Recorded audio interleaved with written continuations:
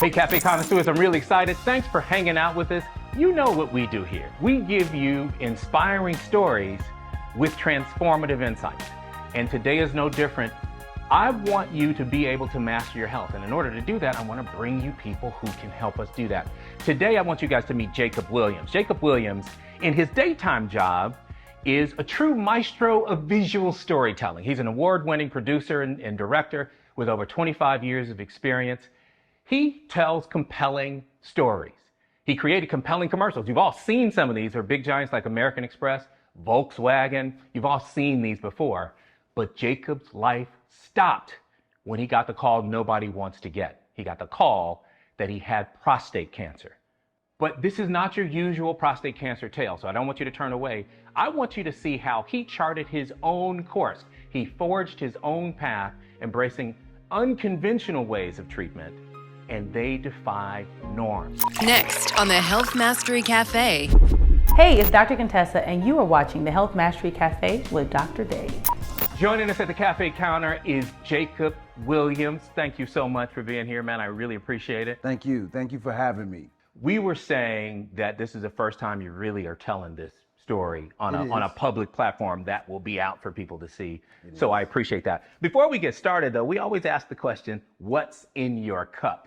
I have green tea. What's in your cup? I'm a green tea man as well. I'm drinking matcha. Yeah. I like matcha. If I've been up late, I might get a shot of espresso in it. But espresso in the matcha. Oh, absolutely, man. Tastes like dark chocolate. And you're bouncing off the walls. Oh yeah. Without a doubt. There's no doubt about it. Yeah. But like I said, if it's a late night and you need a wake up shot, that combo together, pop. All right. Will pop you right away. But usually it's just tea. Yeah. We're going to talk about that sleep next time. But I want us to delve into the story because that's what people are waiting to hear. Can you take us back through that moment when you first got, whether it was a call or you were sitting in the doctor's office? Walk us through the moment you were told that you had prostate cancer. I was in the doctor's office, and this was after having a biopsy. So I went back to get my results. And that's when the doctor told me that they had found cancer. And once you hear that word cancer and it's used at you, it's like, you've seen television shows where, a bomb goes off and the hero is dazed and he's walking around. He can't hear anything, but you could hear all the noise behind him, people talking to him. Yeah. It's all muffled. Yeah.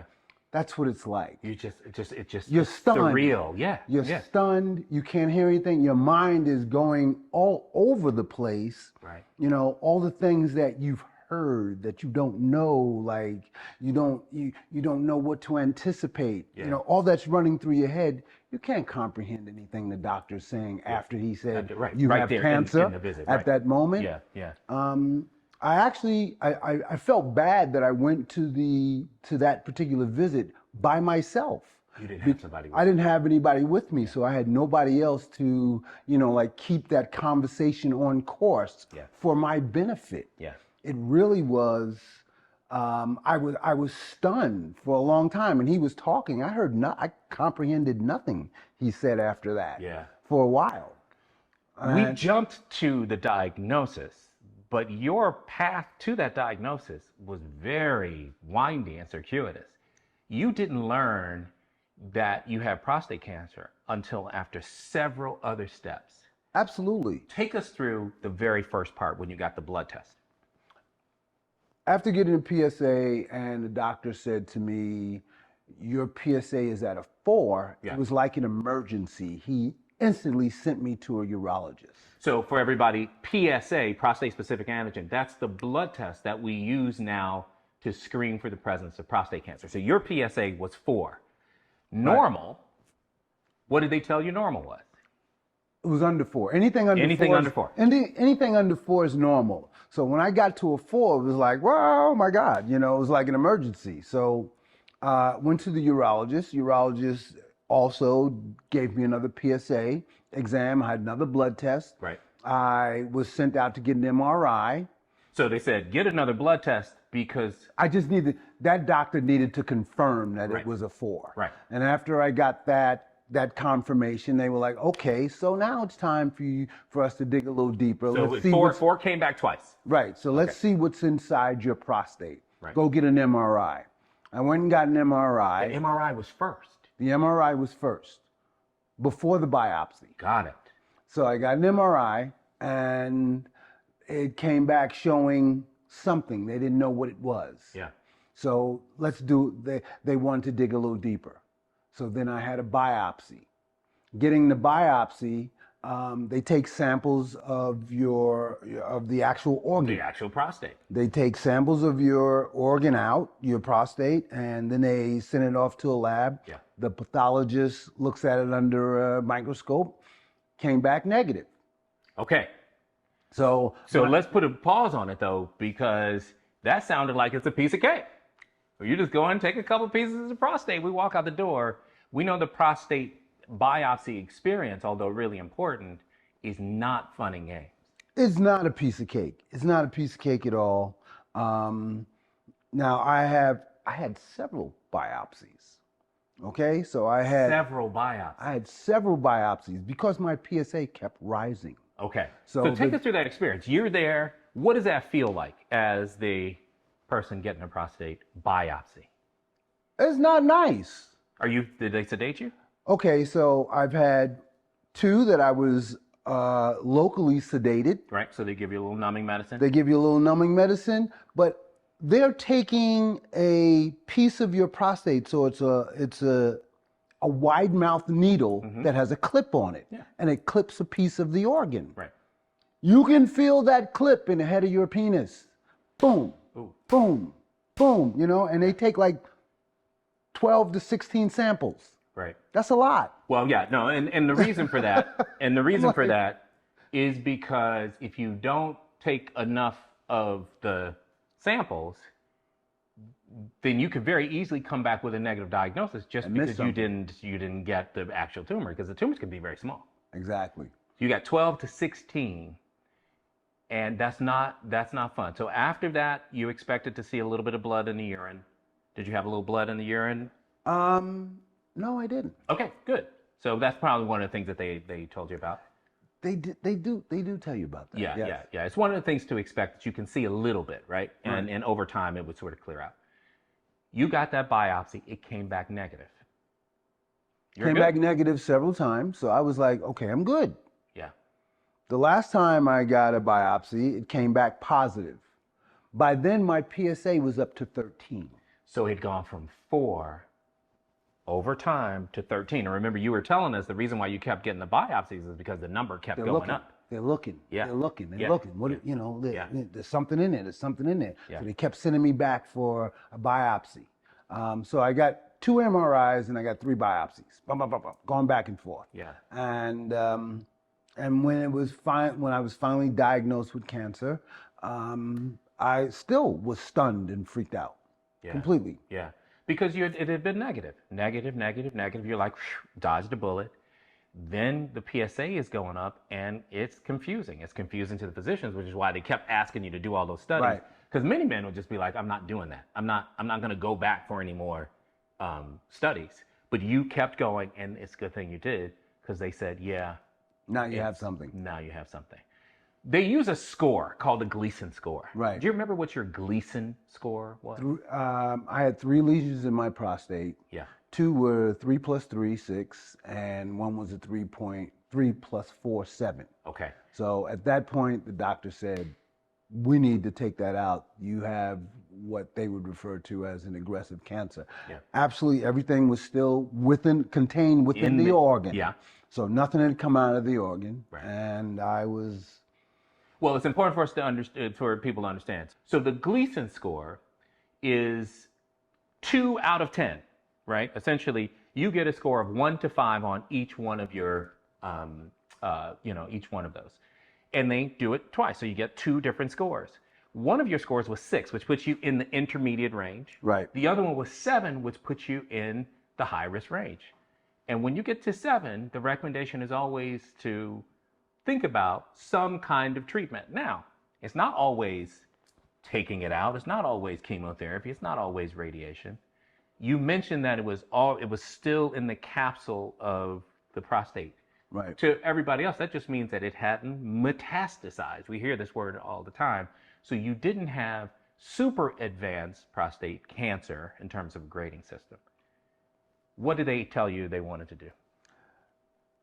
The doctor recommended that I get either radiation or surgery, prostatectomy, having the prostate removed. Having the prostate removed. So in that visit where he diagnosed and also made a recommendation, by time coming to the end of the visit, when I had, I guess, come out of being stunned, I was able to ask one question. Yeah, and? What happens when you take out my prostate? And he simply said, you no longer make semen. And that was it. And I felt like there's got to be more to it than that. It can't just be that I don't make semen anymore. Right. You know, so that made me walk away saying, I've got to learn more. Yeah, it just seemed too cursory. It's just like, oh yeah, you no longer make semen. And that's exactly how he played it. Yeah. You know, and so you got another opinion. You didn't settle for that one. I went out and got 3 other opinions. I went to see another urologist. I went to see a radiation oncologist because the doctor had recommended I go get radiation. Yeah. It was either surgery or radiation. Yeah. So I went to see another urologist. I went to see a radiation oncologist, and then I went to see a urologist who actually did the surgery. Okay. So the urologist said the exact same thing that my urologist said. Looked at the results, said, I would either take it out or do radiation. Okay. The radiation oncologist said, well, you could do this, you know, you could do surgery or you could do radiation. Okay, same choice. choice. This leaves the organ in your body, and then I went to see the surgeon. And before you do that, what did the radiation oncologist say about the radiation? Because this is a seed implantation radiation. One or two things. You could have the seeds, where they implant seeds in your organ, and then they shoot it with radiation. Okay. And then the seeds hold on to the radiation. They slowly emit the radiation through a period of time. Or you could just have the radiation and they just zap it right away. Okay. So then I went to see the surgeon. Okay, so that's the second. That was the third surgeon. That was the third Urologist, right? The third opinion. Yes, Yeah. That was my third opinion. The surgeon, I think he was impressed that I just came to talk. You know, because he was like, "Well, what do you want to do?" I was like, "I don't know what I want to do. I want you to look at my records and tell me what you think." And he looked at it and he read and he said, well, the first thing he said is, prostate cancer is a very slow moving disease. Very slow. He said, I don't know why your doctor's recommending you do something about it right away. So that to me was like a clue, because I felt like my doctor gave me an oversimplification of what would happen should I take a treatment. And when this guy said, well, I don't know why he's pushing you to do that. Right. I was like, whoa, okay, so there's got to be more to all of this. Right. I am lacking information. Yeah. I don't know. I'm treading. Inspire confidence. I'm treading in water where I don't know what's going on inside the waters. Yeah. So let me get out and figure it out. So at that point, I went on a hunt to learn. Right. I wanted to know more about what I was getting into. And as I learned more, I recognize, if you take out your prostate, there's a possibility of incontinence. There's a possibility of erectile dysfunction. Sure. I'm like, why didn't he explain that to me? Yeah. Why didn't somebody say, hey, all these things And could how happen? old were you at the time of the diagnosis? What was your age? 66. 66. No man wants to be thinking I'm going to have erectile dysfunction for the rest of my life at 66. We still got time to roll, right? Absolutely. Yeah. Okay. Absolutely. And I'm like, well, I'm not going to go through that. The radiation, there's a possibility that you can wind up with a hole in your rectum. I'm like, what's that mean? Right. A hole in your rectum? That means I got to wear diapers all the time? I'm like, no, I'm looking for a quality of life. You know, if I'm coming to being in my 60s, I'm gonna lay back and roll through, but not when all those things are broken. Yeah, no, exactly. I'm like, I'm not down for that. The list of complications, which doctors are supposed to always tell you, the list of complications can deter you just from listening to it. It's like the list of side effects that can possibly happen to a medication. After you left that doctor's office, you obviously had more questions than answers, but you had more answers than the other doctors had ever given. I will tell you this. When I left that surgeon's office, I was, number one, when I walked in, I was a little peed off because this dude was charging me a consultation rate. It was like $500 to sit down and have a conversation. Oh, wow. Well, this is also $500. Hey. So, yeah, Cash App, whatever, Zelle, So I was like, wow, this guy is charging me. But when I left there, I was like, worth the money. To me, it was worth the money because he gave me an education. He didn't give me a lot of information, but he gave me the insight to say, you need to learn as much as you can before you take another step further. What was your next step? My next step was to learn. I went on a journey to find out what happens for each one of these treatments. What happens later in your life, what happens, during the process or the procedure, and what happens after the procedure to me. Yeah. And is there any other way to do this? You know more about prostate cancer treatments than most human beings after you did that research. Absolutely, man. I mean, I went through everything from surgery to HIFU to all that stuff. And then you decided to go to an alternative medicine route. Tell us what your first step was in the non-traditional world of medicine. Walk us through that. Can you walk us through that? I had a chiropractic visit. A chiropractic? My back was bothering me. I went to see the chiropractor, and I was going to say, that's fringe, man. Right. Chiropractic snapped something in the prostate. Right, and I was just talking, because I was just letting it all out. I did this, and this is what's happening to me, and I got prostate cancer. I got to do this, I got to do that. And the chiropractor said, I hear everything you're saying. Why don't you go see a homeopath? And I was like, what the heck is that? A homeopath? I knew nothing about homeopathic medicine. I went to see the homeopath. Tell us what it is, because I know you looked. You were like, I'm never going to another doctor without knowing what that is. Homeopathy. What is homeopath? Homeopathy is the practice that believes the body can heal itself. Yes, it's designed to do that after all. Right. But homeo means the same. Right. And so they have a philosophy, and that is they use like to repair like. Right. So like kills like was one of the phrases. Yeah. So I went to see the homeopath, and what I got out of it was she was like, stop putting all these other things in your body. Just stop. So I went raw. I went on a raw diet. Just because she was like, you've got all these other influences that you're constantly putting in your body that's probably assisting whatever's growing in your body.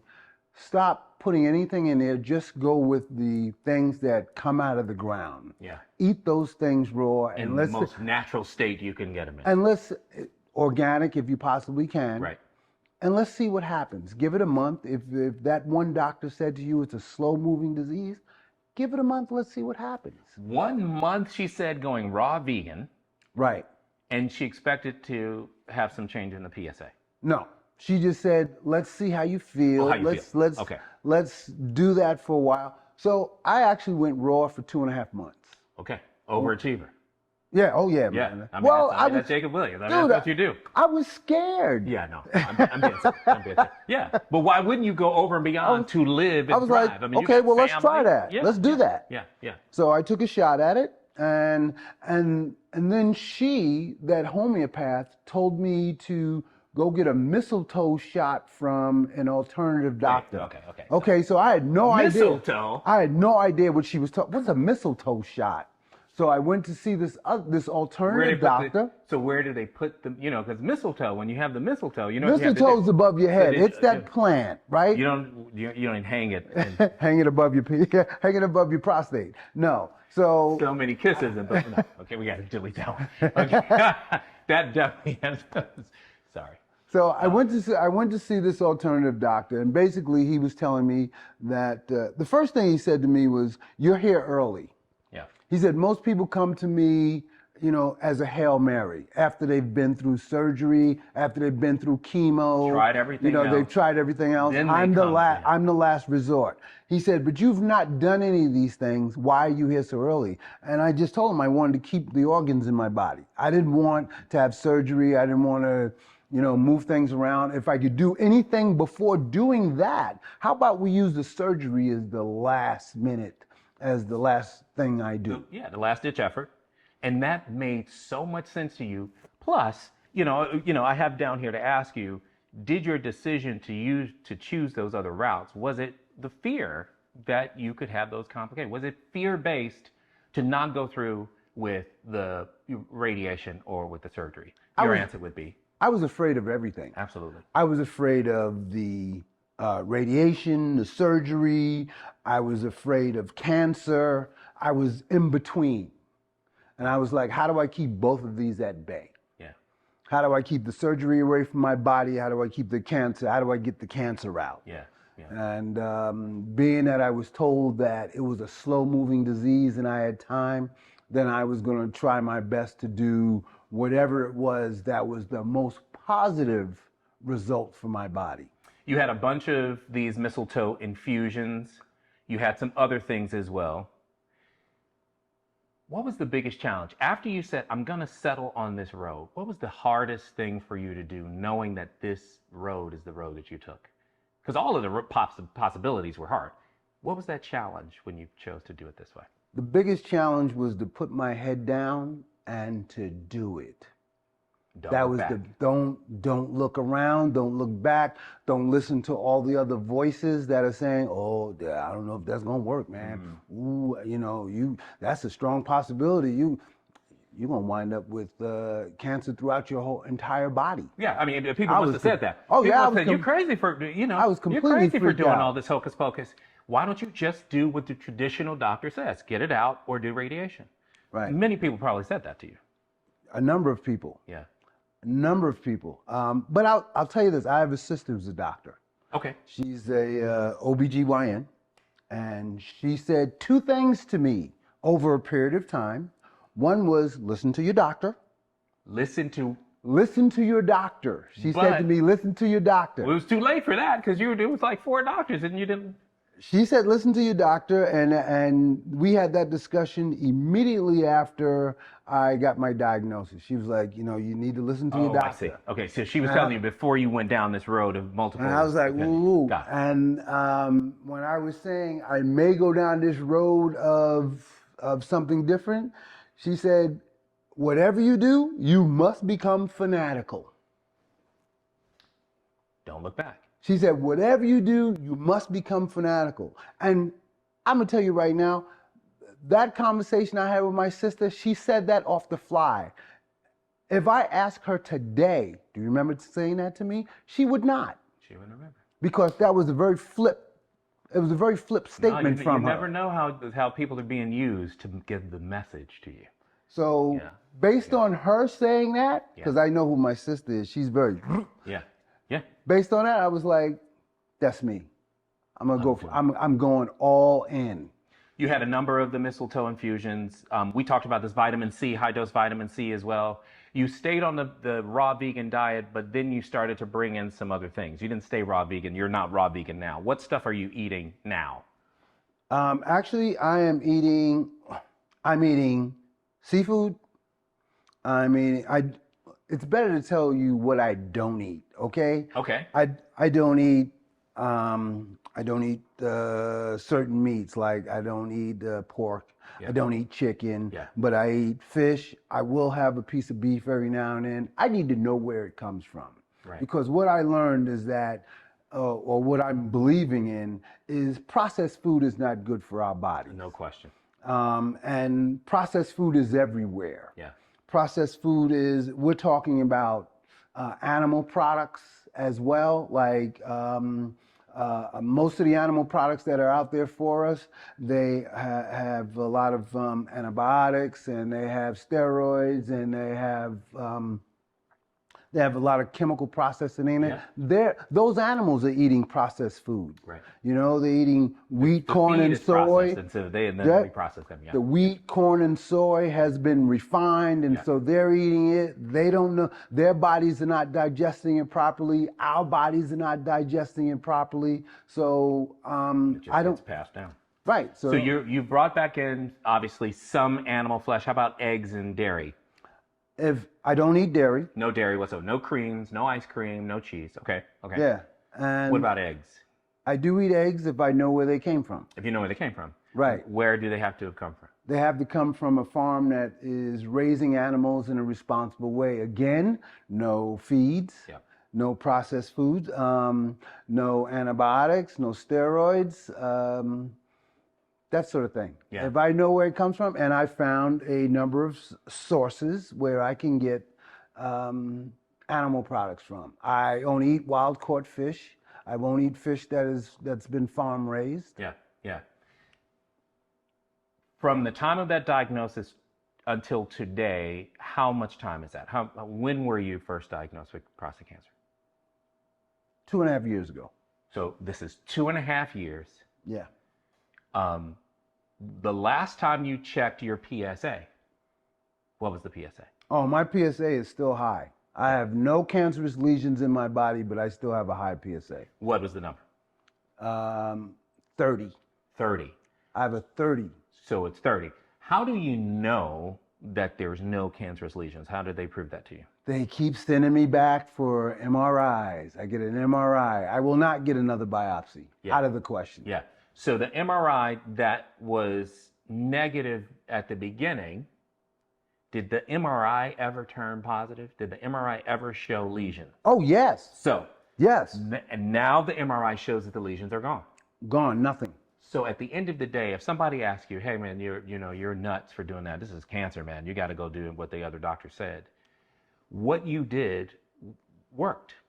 Your MRI showed that the lesions, and we say lesions when we're talking about these little spots of tumors, but the lesions that were there before, you had 3, they're 0. Yes. What advice would you give to men who are contemplating just getting screened? And then I'm going to ask you, what advice would you give to men who are diagnosed with prostate cancer? About men who are thinking about getting screened, go get screened. Without a doubt, know what's going on inside your body. Go get the blood tests, go get the labs, go get all that done just so you can know what's going on. Then you get to pick and choose as to what you would like to do. And if the doctor says, I recommend this, this, and this, you get to pick and choose from those recommendations. It's your body. Right. You do what you want with it. One of the reasons why men still today don't go get screened for prostate, and we sort of cringe, is because they think the diagnosis comes from the rectal exam, a digital finger rectal exam, where the urologist is using his or her finger to find prostate cancer. Did you have to undergo a digital rectal exam? Oh yeah, I went through a number of them. That's nothing compared to everything else. Good. Do that. Go get that exam. It's not a big deal. Okay. But many guys are like, nah, I don't want to have it. You know, many things run through their heads. The initial screen, however, is just a blood test. Right. They do have to do that exam, but you didn't do that exam out the gate. The first thing you did was a simple blood test. Right. What's that bit of advice after a man has developed prostate cancer and he's trying to decide? What would you tell him to do? The best thing I could tell somebody is after getting diagnosed is to, what I did was I tried to get my body in the best shape it could be in to handle what was coming. Yeah. I didn't know what was coming, so I decided to get in shape. I decided to stay in shape. You know, my body wanted exercise, so I went all the way in. I began to exercise. I was doing yoga and going and running and taking spin classes. Yeah. But what I learned is that you need to build muscle, and muscle helps your immune system. That's right. It helps your metabolism. That's It helps to fight disease. Right. And then you got these guns like this Right, too. I right. mean, that's the added benefit. It's the biggest repository of glucose. Glucose is a danger in your body. Yeah. So when sugar's running through your body, if muscle is grabbing the sugar And before it using goes anywhere else, Yep. you're good. Yeah. So you started doing that. Now your diet is the best it's been in a really long time, although you changed it a little bit. You sort of rattled that cage a little bit with raw vegan. Now you're bringing in super healthy. You know where the food source is coming from, and you're exercising. Do you drink alcohol? Okay, I put it to you like this. In a month, I probably had two beverages. So it's rare for you to drink alcohol. Do you smoke a cigar? Oh, no. Do you smoke hookah? No, but I do smoke weed. Okay.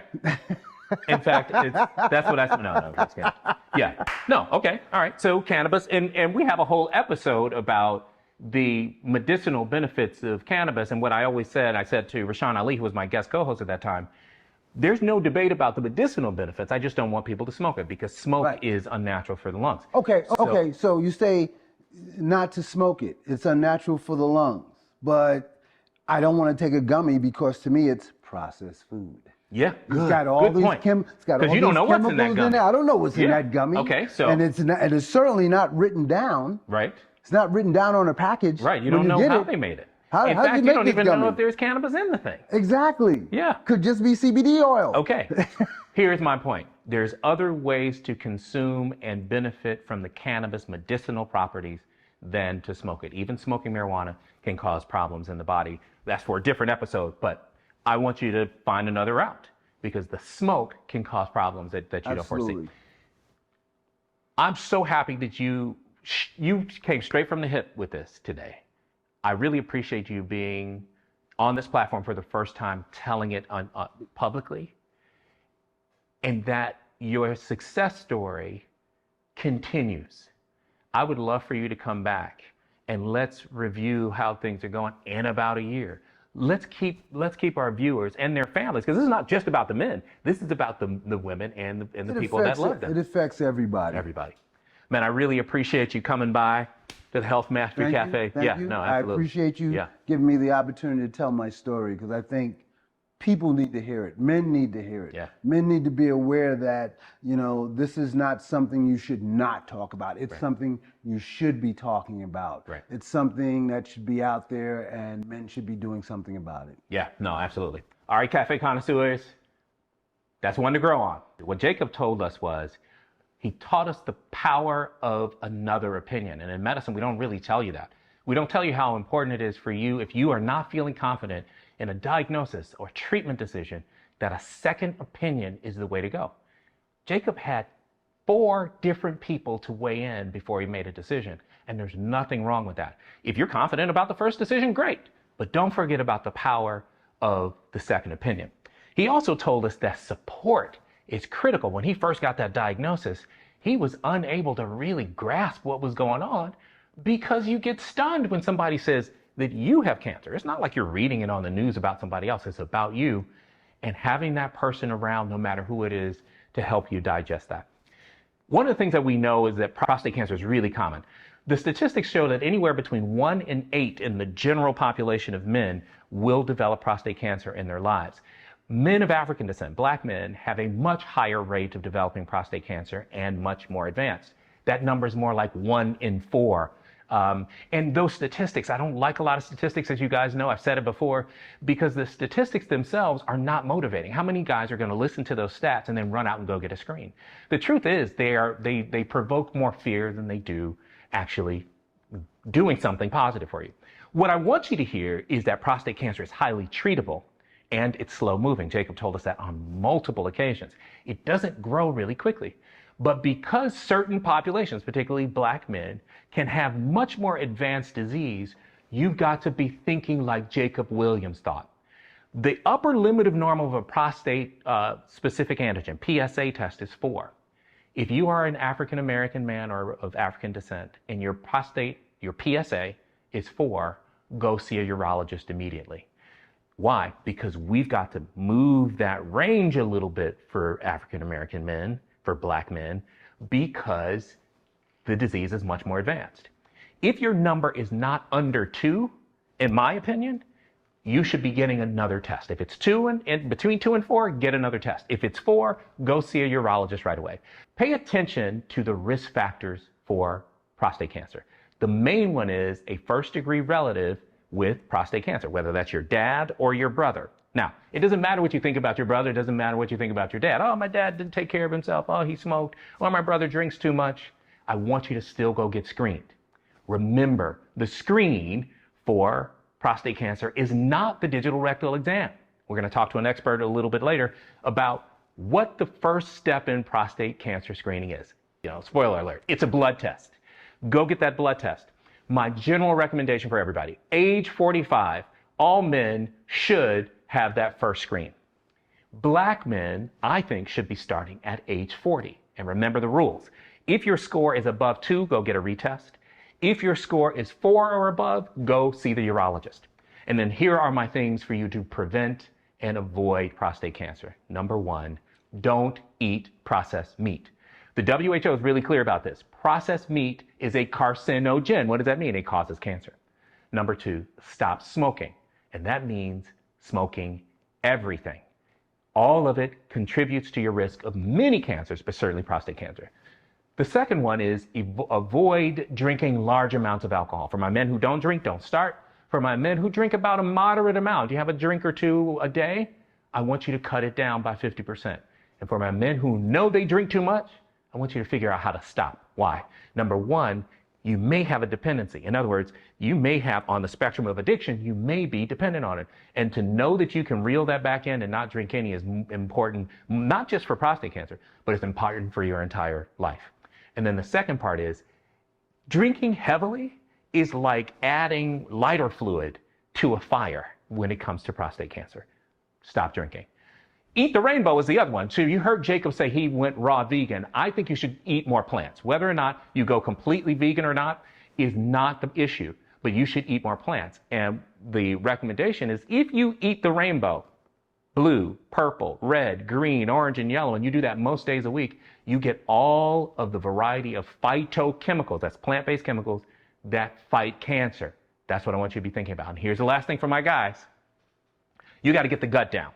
And this is not a beauty contest. This is about inflammation. The fat that lives underneath the abdominal wall is fat that is very active, although it seems like it's sitting there. Inside your body is very active, releasing all kinds of chemicals, cytokines, chemokines. Bad news, not just for your health in general, especially your metabolism.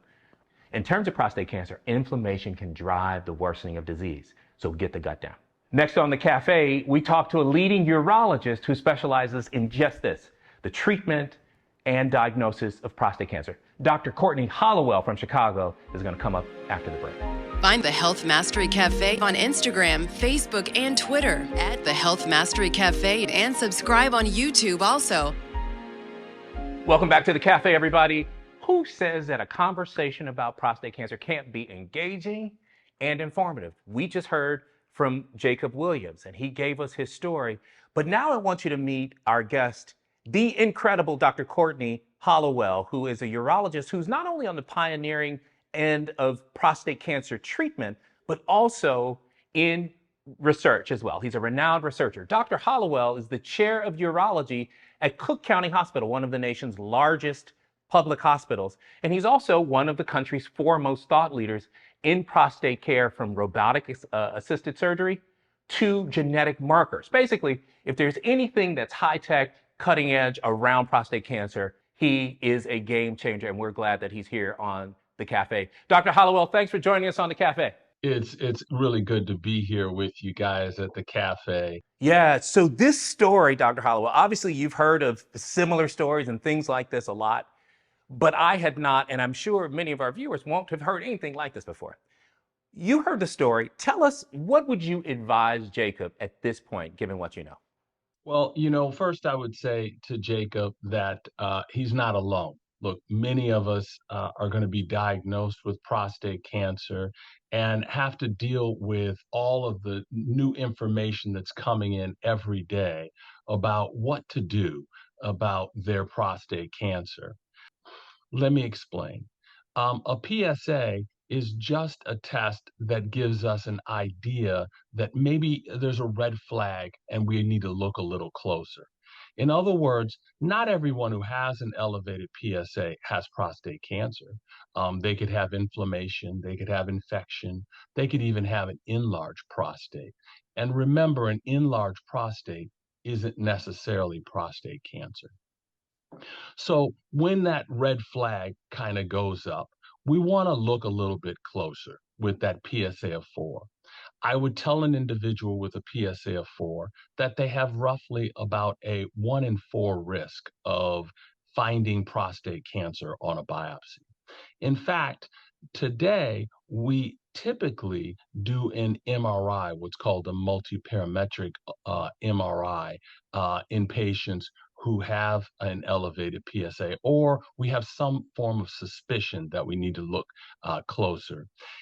An MRI is really a great non-invasive way to determine whether or not a biopsy needs to be done. I tell people this way.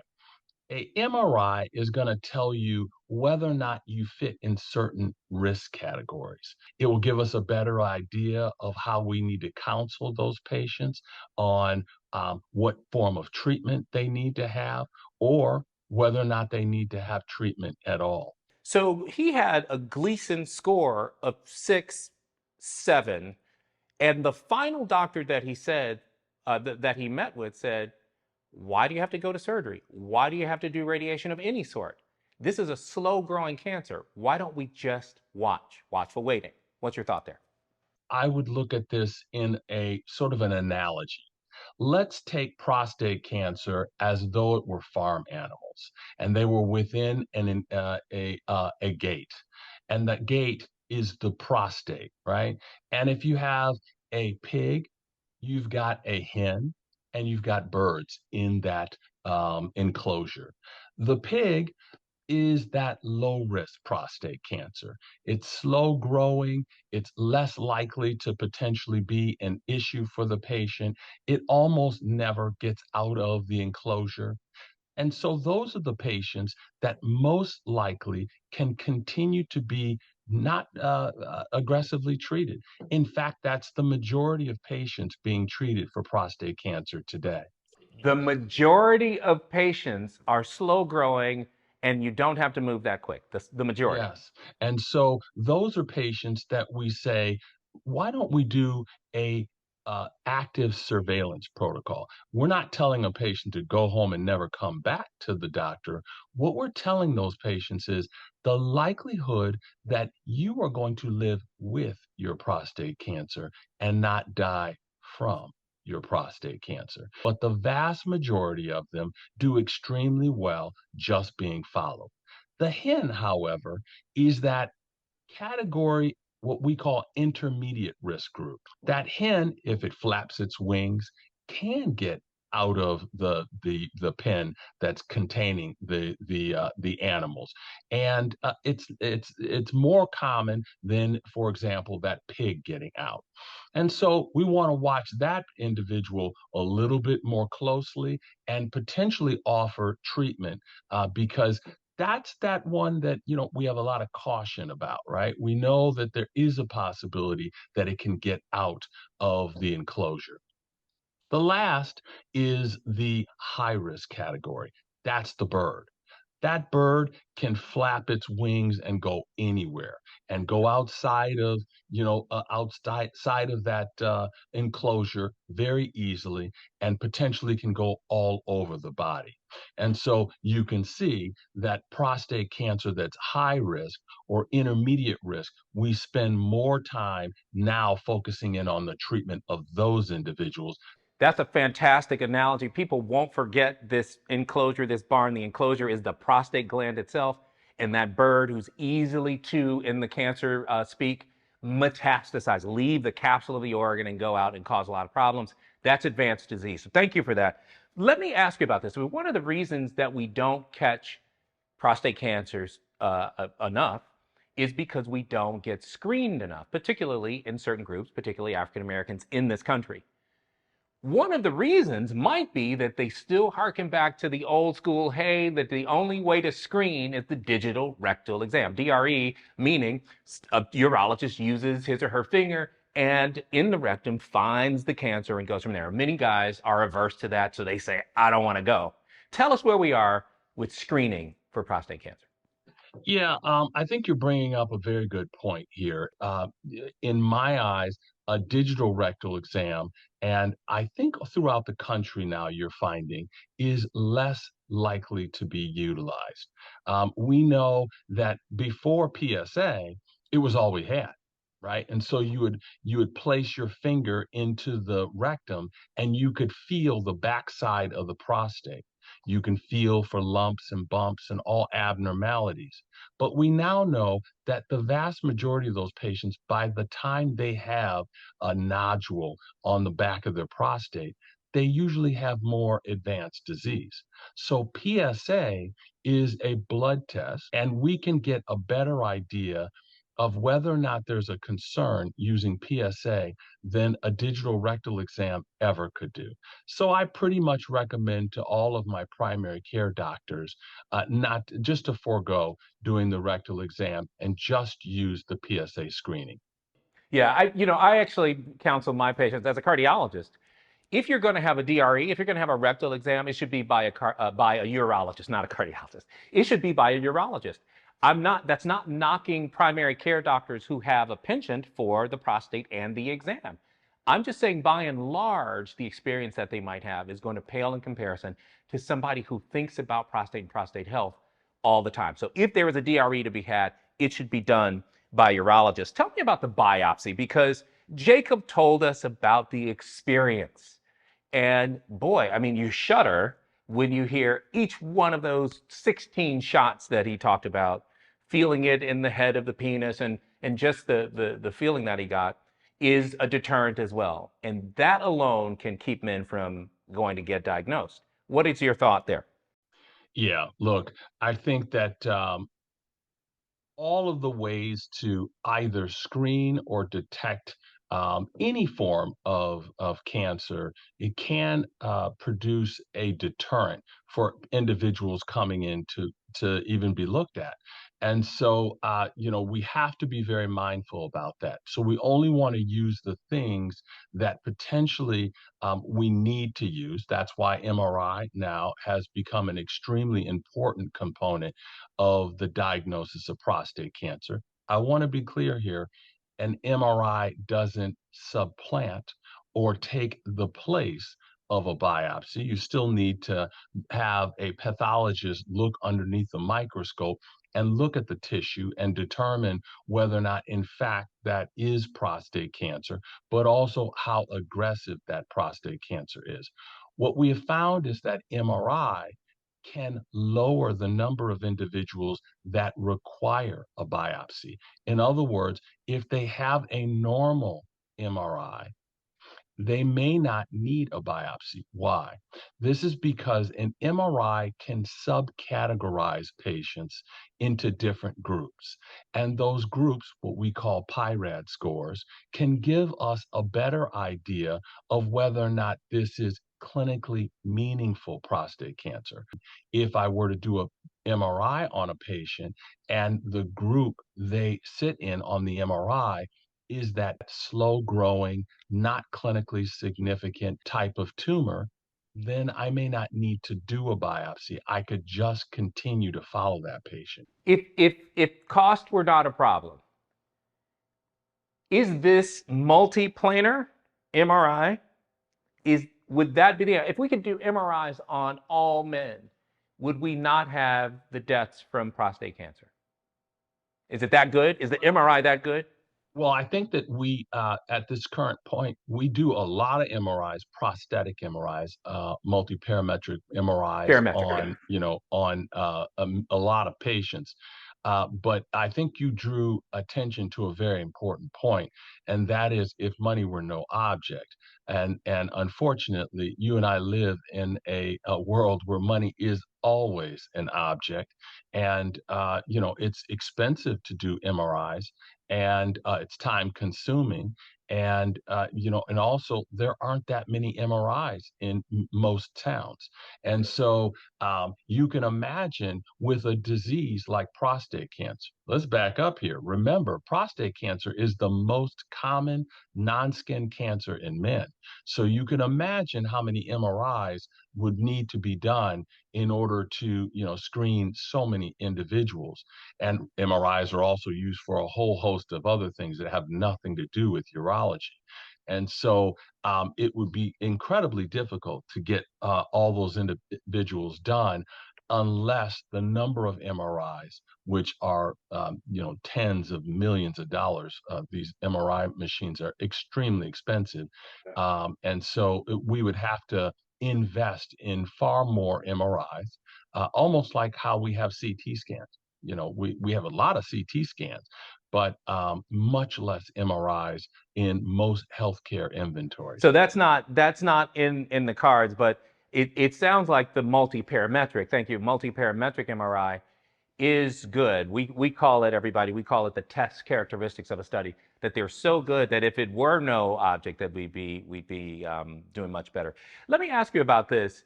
Very often when I was in medical school, we go through a disease process, and the presenter is pointing the pointer, and it says, here's this disease. Let's call it, let's say, cardiovascular disease or prostate. Here's prostate cancer, and black men die more of this, and black people die more of this, and so you keep hearing this, and it's really easy to go away with that black people just have everything wrong with them. I want you to settle this for us. The reason that black men have advanced prostate cancer, does that have to do with being black? Or is there some genetic predisposition, for example, in breast cancer, where mutations that helped women deal with malaria, for example, now make it easy for prostate cancer to advance and under the radar? Is there something similar like that? Black men, for example, sort of down through the ages, developed a mutation that helped them with something else that now is disadvantageous. Do we have something like that? Well, you're drawing attention to something that, quite honestly, Dr. Dave, I've spent my entire life trying to, shed light on and understand better.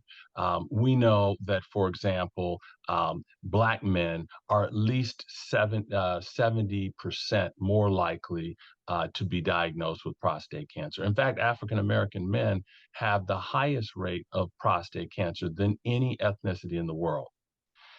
We also know that individuals diagnosed with prostate cancer, if they're African American, they're about 2 times more likely to die of prostate cancer than their white counterparts. Now, that's really concerning, obviously, given the fact that prostate cancer is the most common cancer in men. And so we clearly know there's a healthcare disparity that exists with prostate cancer. But you're drawing attention to something that, look, if I had all the answers to it, I'd probably have a Nobel Prize now, and that is why. And I think that we know that the reason for prostate cancer risk and death in African Americans is probably due to multiple factors, and it's the interplay of those multiple factors that potentially increases our risk of incidence, but also death. I mean, you think about it, and this is an interesting general point. Black men have the highest rate of all and the highest death rate of most cancers. So I know that we're talking about prostate cancer today, but if we took out the word prostate cancer and said lung cancer, it would still be true. If we took out the word lung cancer or prostate cancer and inserted colorectal cancer, this same point would be true. We're more likely to be diagnosed. We're more likely to die of the disease when diagnosed. So, why is that? Well, I mean, I think that there's a number of issues there. I mean, the first is that clearly genetics may play a role. We know from recent studies that, for example, you drew attention to breast cancer just a moment ago. Well, many of your viewers might not know that recent evidence suggests that a gene mutation called BRCA, BRCA 1 or 2, which is a very common gene mutation that occurs in women who get breast cancer, that in fact, Black men have a much higher rate of BRCA mutations as well. We believe this also contributes to because BRCA in itself is protective, and a mutation in BRCA, results in more risk for cancer, and in this case, prostate cancer. Um, and so we also know that having that mutation usually results in men having the diagnosis of prostate cancer much earlier than the normal range of prostate cancer. So you can imagine this could be a perfect storm, right? It could be that, all right, we have potentially this gene mutation where making a recommendation to be screened maybe later on, like everybody else who should be screened for prostate cancer. So when it's found, they're already much further advanced in the disease. And so, should we be moving the goalposts much earlier for individuals who, one, either are at high risk, and those high risk groups are one, African American men, and two, individuals with a family history of prostate cancer. So, I know we're talking about African American men, but in fact, if I were not African American and I had a first degree relative like my father or my brother who had prostate cancer, my rate of prostate cancer at least doubles the chance of having prostate cancer. So they fit in a high risk group as well. And so that's why we may think that maybe we're screening these individuals too late. The other is that we know men, particularly Black men, don't get screened as often, right? We live in environments where there's healthcare deserts, and we don't have healthcare around us, or we don't have access to the healthcare facilities that are around us. We lack insurance, for example. And so, there's other issues where Black men usually and more likely live in environments where, there's industrial factories around them. And so there may be environmental factors that are playing a role. And we all know about the, Western diet that we all eat is just really making us all sick. Yeah, yeah. And so I'll just layer on that comment about access to healthcare. I think in medical conditions like prostate cancer and heart disease, if we just said the men who don't have to worry about being in a healthcare desert, men that don't have to worry about being able to get healthcare, but who have the ability to do it, if those men simply got the screens, prostate cancer in this particular case, the numbers would plummet. So I hear what you're saying, and it's really important when we think about the population, but the people who have the means are not doing it as much. And I think this message to men, I think, is exactly what we want to hear. I want to just end with this, Dr. Hollowell, and I really appreciate your time on this and the insight. What's left out of the discussion with patients? Something's missing.